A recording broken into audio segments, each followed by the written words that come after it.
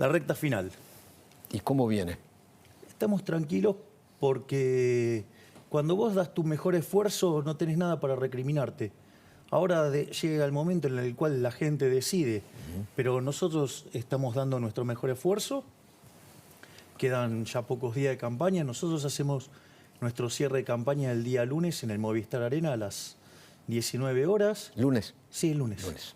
Así es que ya después... En el mismo lugar donde está cantando Luis Miguel ahora. Exactamente. Sí, es un lindo lugar. Hay que llenarlo, ¿eh? Bueno, vamos a tratar de hacer los mejores esfuerzos para lograrlo. Creo que son 12.000 o 13.000 localidades, ¿no? 15.000. 15.000. Muy bien. Sí. Muy bien. ¿Lo espera? ¿Cómo lo sueña? ¿Como un gran show? Bueno, nosotros las presentaciones tienen mucho en común con un recital, ¿no? Pero con la diferencia que en lugar de cantarse canciones, se habla de economía. O sea, nosotros, y en general, en esta faceta nueva, te diría más, digo, de cómo sacar a la Argentina de este ¿Usted va a ser el único orador o todos los candidatos van a hablar? No, voy a ser el único orador. Único orador, sí. Para el cierre de la campaña. Ok, consignas suyas hemos escuchado un montón, ¿no? Durante el último año, ¿no? Porque usted viene haciendo campaña, creo que fue uno de los primeros que arrancó la campaña hace un año. ¿Podemos ir punto por punto y me dice el cómo? Sí, claro. Porque lo más importante para la gente es el cómo.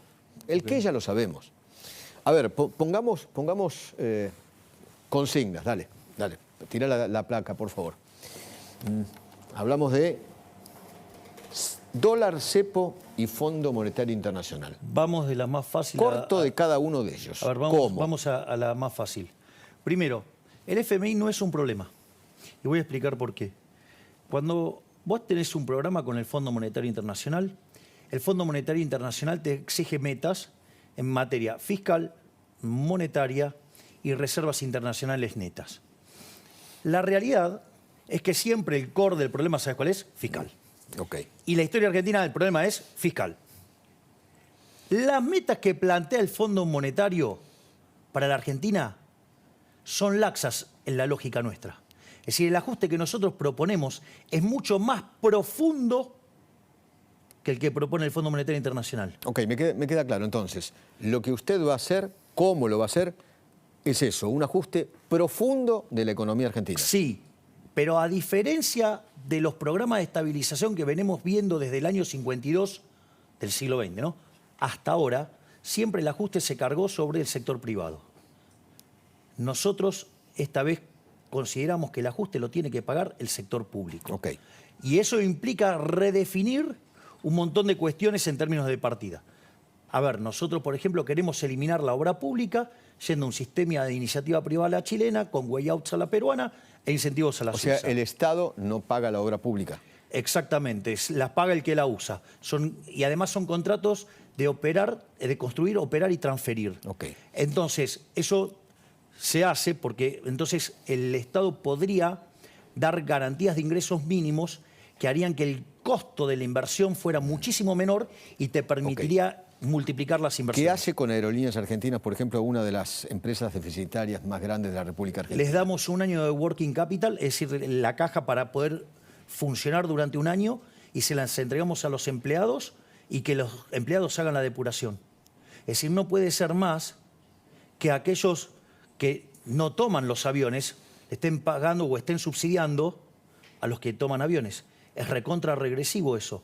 Por lo tanto, básicamente, la empresa, yo no creo que haya un problema con los verdaderos empleados de Aerolíneas. O sea, no la cierra ni tampoco la privatiza. Se la entrego, sí, es una suerte de privatización porque se la entrego a los empleados. Okay. Y los propios empleados se van a encargar de echar a los políticos que utilizan a las empresas públicas como mecanismo de caja. Que eso es lo que las hace ineficientes y eso es lo que hace que no sean competitivas. Entonces, va a estar en el propio incentivo de los que están adentro de la compañía, porque ahora van a ser dueños, de echar a los políticos ladrones. ¿Qué hace con las otras empresas? Hay una cantidad enorme de empresas del Estado. YPF, por ejemplo, tiene que ser privatizada. Ahora, ¿cuál es el problema con el YPF? Que está tan destrozada por la política que si uno la vende como está ahora, la regala. Entonces uno la necesita eficientizar. Digo, si usted recuerda, Menem hizo lo mismo. Primero la eficientizó y después la vendió y eso permitió que se vendiera muchísimo mejor.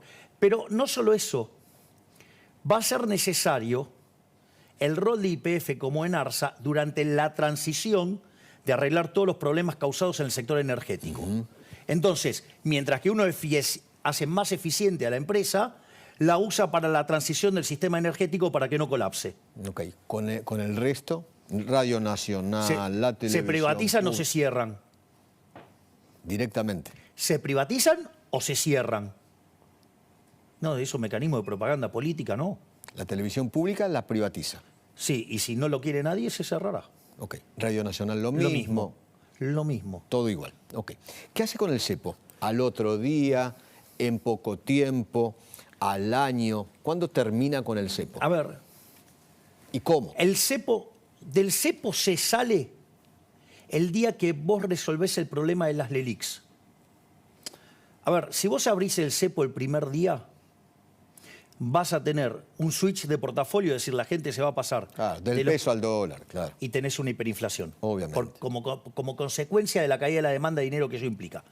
Yo quiero explicar esto porque esto es de una gravedad enorme, lo del cepo. El cepo tiene varias consecuencias negativas. Una es que te quedan pesos atrapados en el sistema. Eso se llama sobrante monetario. Para tener una idea, el sobrante monetario de hoy es peor que el que teníamos en la previa al Rodrigazo. El Rodrigazo implicó multiplicar la inflación por 6 y los pobres por 5. Es decir que, hagamos la cuenta, que nos iríamos a niveles de inflación de pique de 900% y pobreza no hay forma de multiplicar 900, por 5 porque no... 900% anual. Sí, pero de inicio. De inicio. Bien. Y una mensual de 2 dígitos arriba de 20, 20 y pico. Sí, digo, hacer la anualizada de eso. Sí. Digo. Pero a lo que voy ese es el primer punto.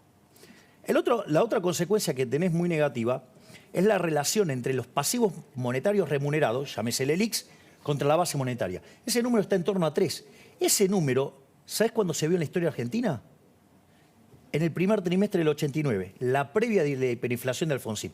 Entonces, si uno no arregla ese problema en el balance del Banco Central, uno desata una caja de Pandora que hace que explote una hiperinflación y... Antes de terminar con el cepo, necesita arreglar la LELIQ. Claro. Okay. Y nosotros para eso tenemos una propuesta muy concreta.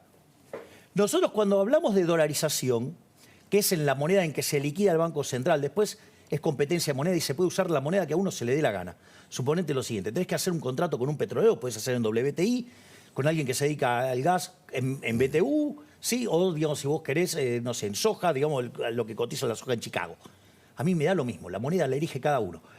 Pero vos tenés que liquidar el Banco Central. Nosotros proponemos, por una cuestión de facilidad, liquidarlo en dólares. ¿Cuánto cuesta liquidar el Banco Central hoy?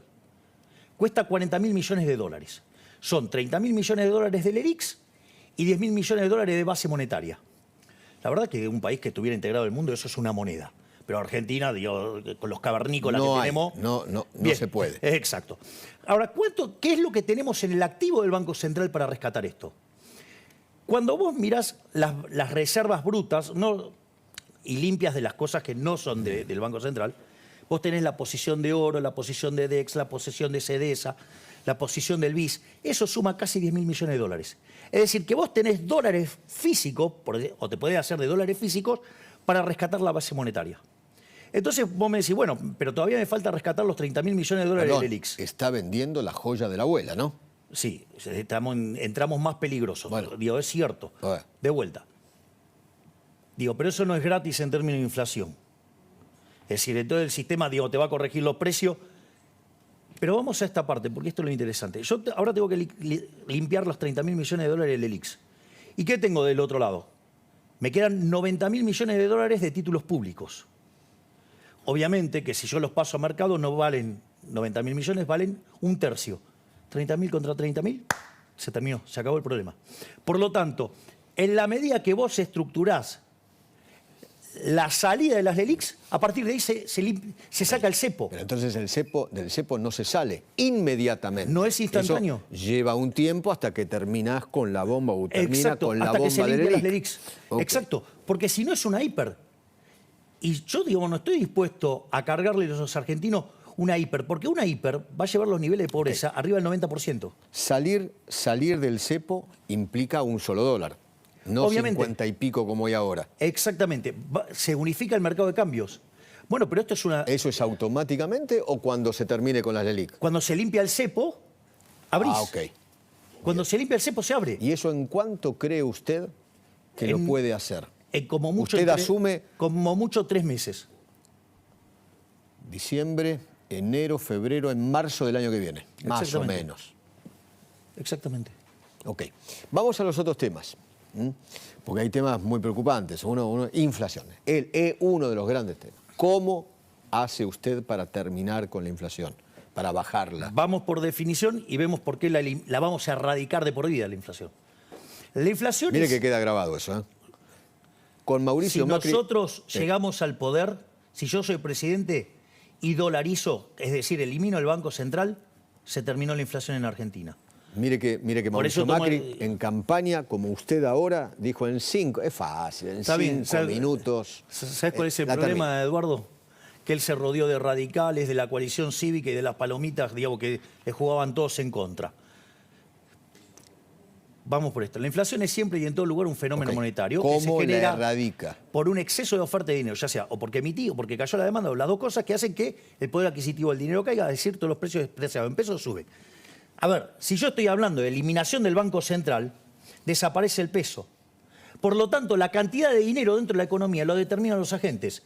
Por lo tanto, demanda y oferta siempre están mapeados. ¿Sabe qué quiere decir? No puede perder poder adquisitivo la moneda que elijan los argentinos. Y además, puede ser el dólar o puede ser de vuelta el renminbi, o sea, el yuan, puede ser la libra esterlina, o puede ser el yen, el que quiera, a mí me da lo mismo. Se terminó la inflación. ¿Por qué? Porque le rompí la máquina de imprimir billetes a los políticos ladrones. Pero la inflación entonces le erradica el día que se termina el Banco Central. Exactamente. Pero el Banco Central usted no lo elimina el primer día. Eso también es cierto que no se elimina el primer día. Nosotros estamos, por ejemplo, en el caso de Ecuador, el proceso de la dolarización tardó 9 meses. Perdón. Entonces, con usted como presidente, mínimo en 9 meses todavía Exactamente. va a haber alta inflación. Sí. A ver, y hay algunas cosas todavía para analizar. Ecuador, ¿qué hizo? Le exigió a la gente que cambie los sucres por dólares en 3 meses. ¿Cuál es el problema? Es un problema de índole operativo. El billete más grande de Argentina, aquí encima hay poquitos, es el 2.000 pesos, son menos de 4 dólares. Exactamente. ¿Qué quiere decir esto? Que tenemos un problema de coordinación o de organización, que necesitamos billetes chiquitos que no tenemos. Eso hizo que, por ejemplo, en Ecuador lo quisieron hacer en 3 meses, no pudieron, a los 6 meses tampoco, recién pudieron a los 9 meses. Esa es una alternativa. La otra alternativa es utilizar la del Salvador. Que esto es, básicamente la gente cambiaba los colonos por dólares cuando se le daba la gana. Ese proceso demandó 24 meses. Ahora, hay algo interesante, que esto es lo interesante de la propuesta de Emilio Campo, que, Dios mío, tiene un montón de elementos muy positivos, es, vos dejás que la gente cambie los dólares. Ahora, cuando convirtió 2/3 de la base, digo, es como una suerte de plebiscito y ahí se dolariza obligatoriamente y ahí queda la economía dolarizada. Como poco deben ser 9 meses, como mucho deben ser 24 meses. Pero de acá a 2 años se terminó el problema de la inflación. 2 años como máximo, según usted. Ok. Willy. En el caso eventual, obviamente, de que asumas el 10 de diciembre, inmediatamente vas a tener que tener un presupuesto aprobado. Y mi pregunta ahí está relacionada con qué número le pones en lo fiscal, equilibrio fiscal, primario, superávit, cuánto le pones de superávit y qué número le pondrías de inflación y crecimiento. A ver, vamos por parte. Sistemáticamente, cuando me ha tocado votar en las cuestiones presupuestarias, he señalado que cualquier presupuesto con déficit fiscal es inmoral. Por lo tanto, no acepto presupuestos, ¿sí?, que tengan déficit fiscal. Primer punto. Segundo punto, obviamente que ello requiere ajuste. El ajuste no tiene que caer en el sector privado, tiene que caer sobre las partidas de donde muerde la política. Se terminó que pague el ajuste el sector privado, lo tiene que pagar la política. Entonces, no acepto ningún presupuesto con déficit fiscal. No acepto ningún presupuesto ¿sí? Que tenga aumento de impuestos. Si quieren hacer otra cosa, no sale y gobernaré con el del anterior. Y se licuarán las partidas. Y con lo cual, digamos, o sea, las transferencias discrecionales, que son esos 5 puntos del PBI, que usan como resultado del desvío entre la inflación que pone en el presupuesto y la observada, bueno, todo eso lo vamos a hacer ahorro fiscal. Las cuentas las vamos a poner en orden. Se acabó el déficit fiscal también. ¿Y qué número le pones para las proyecciones de, como te pregunté, de inflación? Pero yo no creo en las proyecciones, Willy, no creo. Entonces, porque aparte, vos hoy tenés un problema, que si bien tenés un problema con la oferta de dinero en la pasada, con la presente y la futura, porque además la política monetaria opera con rezagos que oscilan entre 18 y 24 meses, de ahí que la inflación la vamos a matar entre 18 y 24 meses, que es lo que tardó la convertibilidad, 20 meses. El problema es que vos tenés una caída de la demanda de dinero. Y esa hace que sea absolutamente imprevisible qué va a pasar con la inflación. Entonces, la verdad que ponerme a hacer elucubraciones sobre números que son ciencia ficción no tiene sentido. Nicolás Kreplak, ¿sabe usted quién es, no? Sí, era el ministro de Salud. Sigue siendo. El ministro de Salud de la provincia de Buenos Aires. Dijo que usted es un burro y un mentiroso. Usted se metió con el tema de la salud, ¿no? El sistema de salud comienza con Perón, ante la sociedad de beneficencia administrada a dinero público. ¿Qué tiene para decir con respecto a esto? Bueno, ¿cuál es su propuesta? Bueno, ahí nosotros, lo que tiene que ver, vio que nosotros vamos a llevar la cantidad de ministerios a 8. Sí. Que es el Ministerio de Economía, Infraestructura, Capital Humano, Relaciones Exteriores, Seguridad, Justicia, Defensa, ¿sí? Y Ministerio del Interior. Nosotros digamos, todo lo que tiene que ver con, en el Ministerio de Capital Humano va a estar Niñez y Familia, va a estar la salud, va a estar la educación y el trabajo. Es decir, porque lo importante es el capital humano. El capital humano explica 70 puntos porcentuales del crecimiento económico. Y usted tiene capital humano de primera generación y de segunda generación. Primera generación es que la gente coma y esté sana. Y eso, nosotros no vamos a permitir que la gente se muera de hambre o que no se pueda formar. Es decir, la asistencia a las familias para que toda la familia... Para usted la salud y la educación son dos pilares fundamentales. Porque son la base del capital humano. Ahora, lo que nosotros queremos discutir, primero que hay varias cuestiones. Habría que encontrarle al ignorante ese que, digamos, la salud, sí, y la educación, son prestaciones que están derivadas a las provincias. Entonces nosotros podemos proponer, y nosotros lo que queremos es, ¿qué es en el fondo el sistema de salud? Pero el sistema de salud va a ser gratuito, como hasta ahora. ¿O usted lo quiere cambiar? Usted lo que necesita es asegurar que todos es un seguro. Y lo que hay que asegurar es que todos tengan acceso a una prestación mínima o una canasta mínima. De hecho, eso requiere... ¿Cómo lo va a hacer? Bueno, una de las cosas que eso requiere, hay que mirar quiénes son los que tienen seguro, es decir, quiénes son los que están asegurados. Por ejemplo, si vos tenés una prepaga, si los que están acá, estamos todos asegurados. Exactamente. Bien. Ahora, el punto es que hay gente que no está asegurada. Millones y millones. Bien, y millones. Entonces, lo primero que hay que hacer, hay que identificarlos. Y después se elige en cada provincia cuál es la canasta que se le va a asegurar. Y una vez que se le asegura esa canasta, esa persona elige en un sistema competitivo quién se la brinda. O sea, como en la educación usted propuso el voucher, ¿va a haber un voucher para la salud? Trabaja como una suerte de voucher. Te dan una tarjeta y vos vas y te haces, digamos, que te brinden esos servicios. Es más, una de las cosas que nosotros estamos planeando y que las vamos a traer, que está perfectamente implementado en México, que es maravilloso, son hospitales ambulantes. O sea, concretamente llegan, digamos, o sea, son 18 micros, o sea, 18 camiones, y te dan prestaciones, porque, el doctor Signa acá lo podría decir. Ahí está. Lo más importante que es la prevención, la detección temprana de estos problemas. Bueno, ¿qué es lo que hace esto? Lleva todos esos servicios... Claro, porque el hospital es de última instancia, ya estás... Exacto. Entonces, ¿qué es lo que hacen estos sistemas? Van, por ejemplo, a una intendencia. Se ponen en una intendencia y se determina cuántos días es necesario estar. En algunos casos puede demandar 3 días, en otros casos puede demandar un mes. Sí. Pero es un mecanismo por el cual uno le lleva la salud a la gente. Entonces van, se atienden, se hacen los análisis y algunas cosas se pueden resolver ahí mismo y si son muy complejas se derivan al hospital. Claudio. Sí. Javier, voy a agregar, leí el artículo, por supuesto, donde lo critica Kreplak. Usted tiene razón, Kreplak es un burro, acá lo dijimos 1000 veces, porque solo le voy a dar a Kreplak varias fechas para que vea que usted en algún punto tiene razón.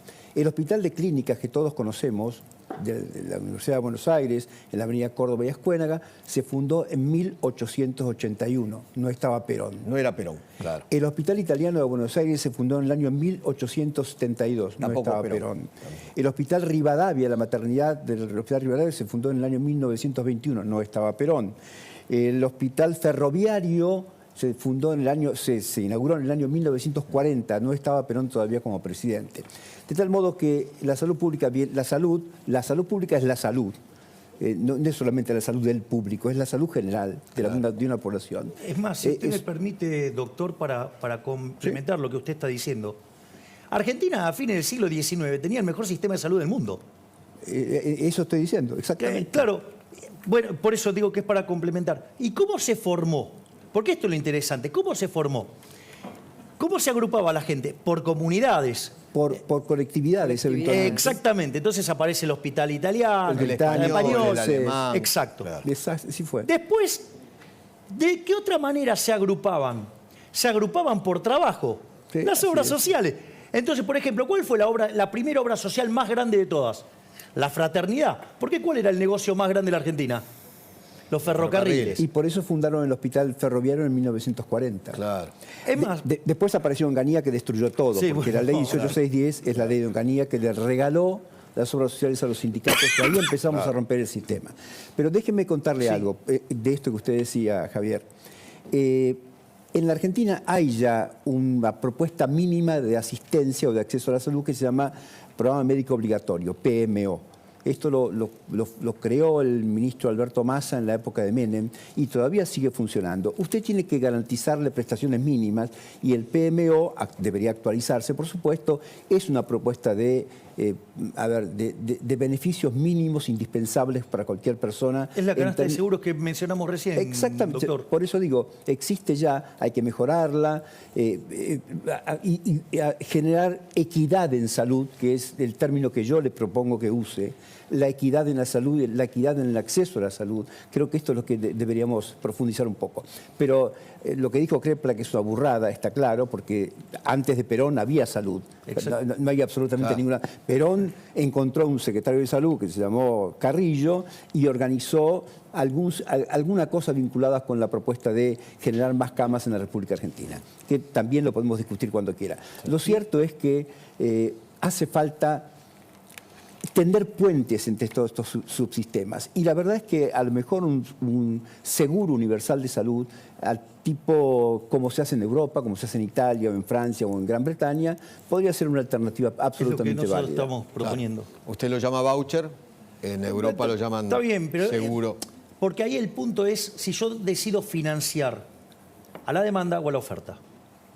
Cuando yo decido financiar la demanda, genero competencia y genero bienes de mejor calidad. Claro. Ese es el trick. Tío, o sea, nadie se queda sin salud, nadie se queda sin educación, nadie pierde esos bienes a los que accede. Lo que cambia es el mecanismo a quién se lo financia. Si yo financio la demanda o si yo financio la oferta. Cuando financio la oferta, termino generando clientelismo y encontramos esta solución. Ok, ¿pasamos a otro tema? Sí, claro. Así vamos puntualmente al cómo usted lo va a hacer. Inseguridad. ¿Cómo va a hacer usted para bajar la inseguridad? Terminar es imposible, Bueno, pero bajar los índices de asesinatos y violencia. Acá ganan los delincuentes, nunca las víctimas. Bien, pero ese es un punto fundamental. Nosotros, ¿qué es lo que hemos dicho? Hay una nueva doctrina en materia de seguridad para nosotros, que es el que las hace, las paga. ¿Qué quiere decir esto? Se terminó con el zafaronismo. Porque ¿qué es lo que hizo el zafaronismo? Puso a la víctima en el lugar del victimario y al delincuente como una víctima. O sea, invirtió una víctima de la sociedad. Exacto, invirtió los planos. Entonces, Esto pasó a mediados de los 60 en Estados Unidos, en New York. Esto fue lo que inspiró a Gary Becker a escribir lo que se llama el artículo Crimen y Castigo, donde desarrolla el análisis económico del derecho, cuya aplicación práctica, ¿quién es? Giuliani, y funcionó muy bien. Ese es, si usted quiere, nuestro... El sistema de las ventanas rotas. Exactamente. Es decir, si rompen una ventana y la pagan... Si empiezan por el delito menor y no haces nada como Estado, seguramente va a aparecer un delito mayor. Ese es el primer punto, o sea, una doctrina de seguridad. Otra cosa que nosotros proponemos, las áreas de seguridad interior y la defensa nacional e inteligencia van a estar integradas. De hecho, esta es la primera vez en la historia que un vicepresidente en Argentina no va a ser decorativo. Es decir, Victoria Villarroel va a estar a cargo de, va a hacer algo que lo va a organizar ella, los temas de seguridad interior y defensa nacional. Y eso, estas fuerzas tienen que trabajar de modo integrado, porque si trabajan de modo integrado, el combate con el crimen es mucho más fácil. Pero perdón, espere Sí. porque está metiendo en un tema muy urticante, porque una cosa son las fuerzas de seguridad y otra cosa Sí. son las Fuerzas Armadas. Bien. Y las Fuerzas Armadas no pueden estar para combatir el delito. No. Lo que estoy diciendo es Estamos hablando de inseguridad. que hay algunas cosas que tienen que estar integradas en términos de manejo de la información y división del trabajo. Eso quiere decir. Ahora, esto implica, de hecho, los uniformados, o sea, el ejército no se puede meter a... Hay una ley. Exacto. Hay una ley. Bueno, pero aparte tiene que ver con la Convención de Ginebra. No pueden hacer inteligencia, no pueden... Por eso. Ok. No, pero por eso. No estoy diciendo que los vamos a mandar para eso. Lo que estoy diciendo es que el sistema tiene que estar integrado para eficientizar... Y son una parte del Estado. Bien, exacto. Entonces, que es otra cosa distinta.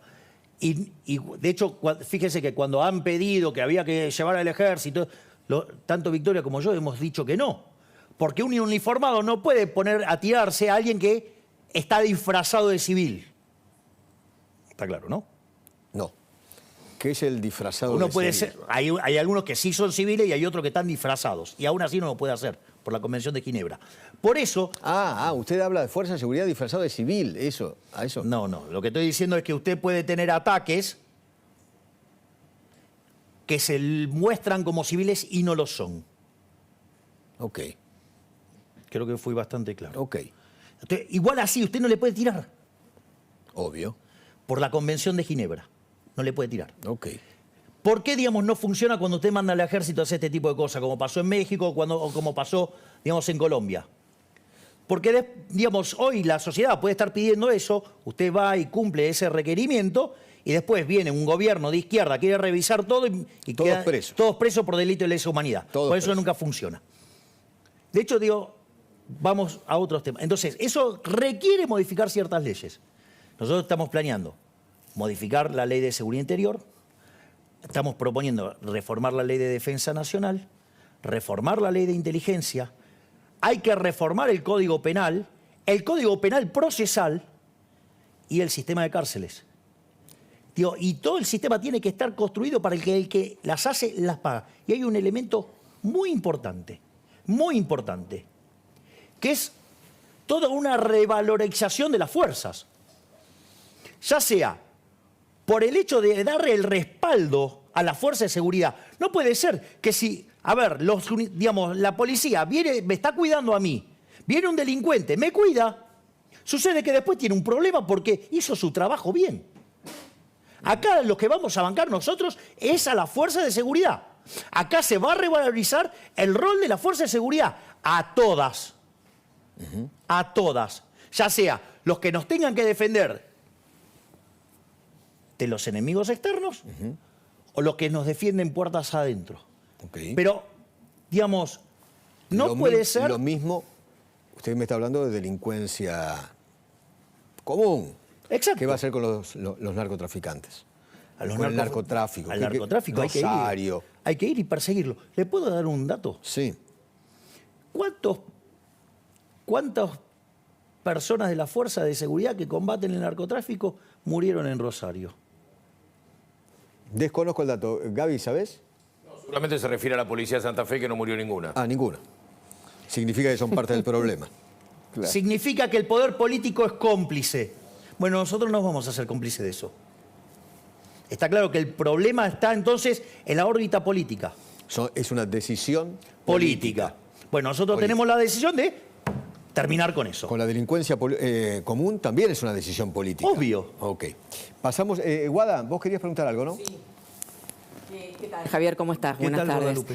Y mencionás una reforma del Estado, mencionás achicar la cantidad de ministerios, mencionaste la palabra privatización de los medios estatales o cerrarlos directamente.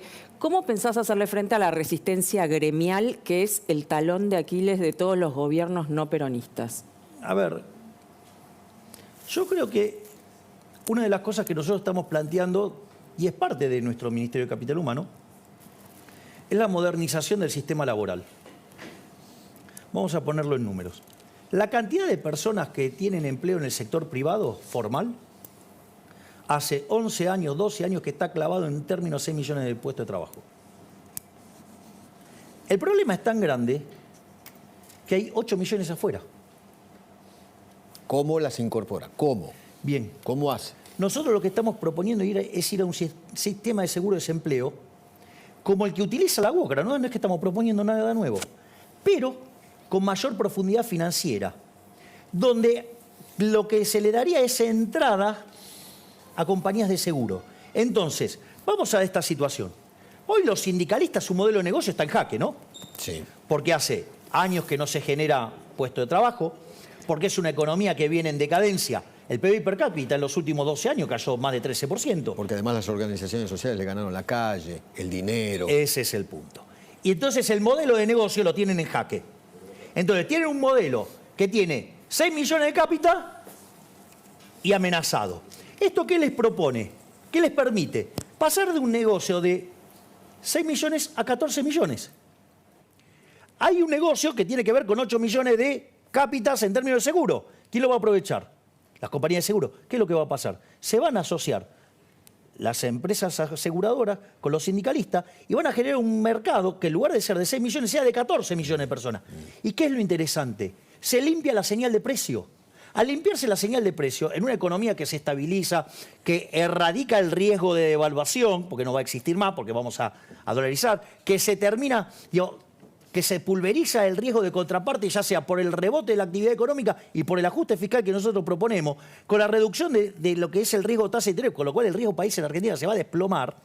Eso significa que usted va a tener un shock de inversiones muy fuerte como consecuencia de ello. ¿Y que va a ser intensivo en qué? En trabajo. Porque además lo que vamos a trabajar es la parte de la industria del juicio que tiene que ver con esto de que todas las multas, que es lo que hace que el despido sea una cosa imposible que puede terminar quebrando una empresa. En especial las pymes, ¿no? Exactamente. Que son las que dan el 70% del trabajo en la República Entonces, Argentina. ¿qué es lo que quiere decir esto? Que este tipo de reforma lo que va a facilitar es que toda la expansión que se va a generar a partir de estabilizar, de bajar la tasa de interés, de bajar los impuestos, además va a ser muy intensiva en trabajo. Esto no es un tema menor, porque si yo digo de tener 6 millones de personas en el sector formal, paso a 14. Una de las cosas que pasa es que me cambian los números previsionales, ¿sí o no? Si yo además voy a crecer, voy a tener mayores salarios, porque tengo más productividad. Si además... Más aportes para los jubilados. Y si además, como yo ahora tengo mejores salarios, voy a aumentar la PEA, es decir, la parte de la población que participa. ¿Qué quiere decir? Que todos los key value drivers del problema del sistema previsional me abren las puertas para que de segunda generación pueda reformar el sistema previsional sin tocarle el derecho de nadie. Segunda generación, usted habla de 2 años o más. Sí, o 4. O 4. Okay. El tiempo pertenece al creador. ¿Qué pero... hace con los planes sociales? ¿Qué hace con los piquetes? Porque esto va atado. Bien. A ver, los planes sociales, nosotros consideramos que aquellos que reciben un plan social son víctimas, no victimarios. Es decir, son personas que como consecuencia de la intromisión del Estado adentro de la economía se quedaron sin trabajo. Esclavos del siglo XXI. Son los esclavos del siglo XXI. Entonces, nosotros no consideramos que tienen que ser eliminados los planes sociales. Lo que hay que hacer es terminar con los intermediarios políticos, con los gerentes de la pobreza, con los beligones de la vida, los delincuentes que le sacan plata a la gente. Entonces, los planes sociales no se tocan. Es decir, ahora, lo que va a cambiar es el concepto. Pero cobrar un plan social de por vida. No. Lo que va a cambiar es el concepto. Porque acá vienen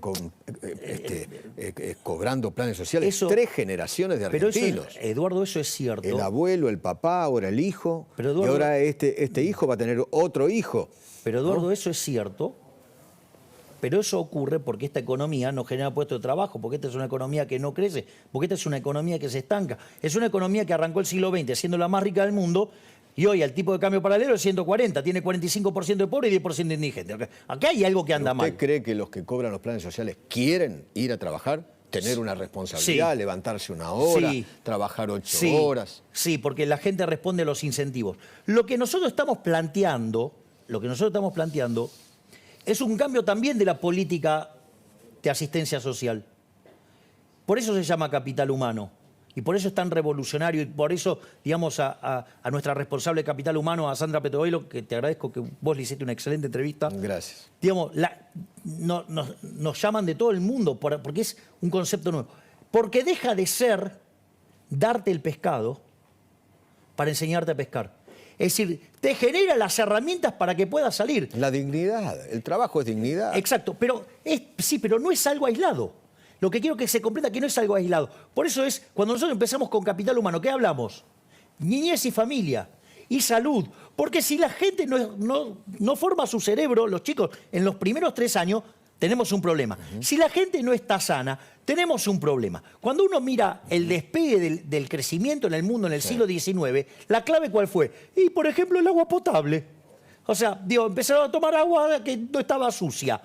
Que igual a los parámetros que tenemos hoy estaría, no sé si la tomaría. Pero la clave es darle de comer a los chicos entre 0 y 3 años. Exacto. Sí, pero darle contención en todo ese proceso. Claro. ¿Para qué? Y que además tengan salud. ¿Para qué? Para que cuando después entran al colegio, el colegio no sea un comedero, sea un lugar donde se llenan de herramientas para aspirar a una vida mejor. Vamos justamente al último tema, la educación.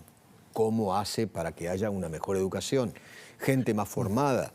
Bueno, por Porque el eso. conocimiento es la clave en un país. Yo estoy totalmente de acuerdo. Si yo estoy diciendo que 70 puntos del crecimiento económico lo explica el capital humano, está claro que para mí capital humano y Gary Becker, digamos, son Es mejor que el litio, la soja, la ganadería, todo junto. Exactamente. Le voy a explicar por qué.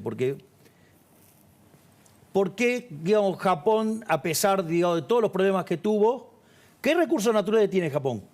El 70% es roca, Ok, entonces, ¿en qué se basa? en el conocimiento. ¿En qué se basan todos los tigres asiáticos? En el conocimiento. Es decir, por lo tanto, el conocimiento es fundamental.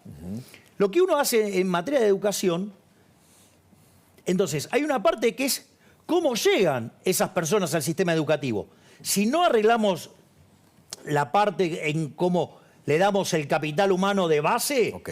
tenemos un problema. Ahora, una vez que está en el sistema, lo que nosotros proponemos es que el sistema, de vuelta, ¿quién tiene que ser el que recibe el subsidio? ¿La oferta o la demanda? Porque si yo el subsidio se lo doy a la oferta, se cobran la plata y después me dan un servicio espantoso y se quedan con el monopolio encima. Y además me adoctrinan, tengo un montón de otros problemas. Tiene a los Baradel de la vida. Bien, exacto. Así como tiene a los Beliboni, acá en la educación tiene a los Baradel de la vida. Sí, hay otra parte más importante, que es, digamos, o sea, los que fijan los contenidos, Por entre eso, otras cosas. Entonces, los Cetera de la vida.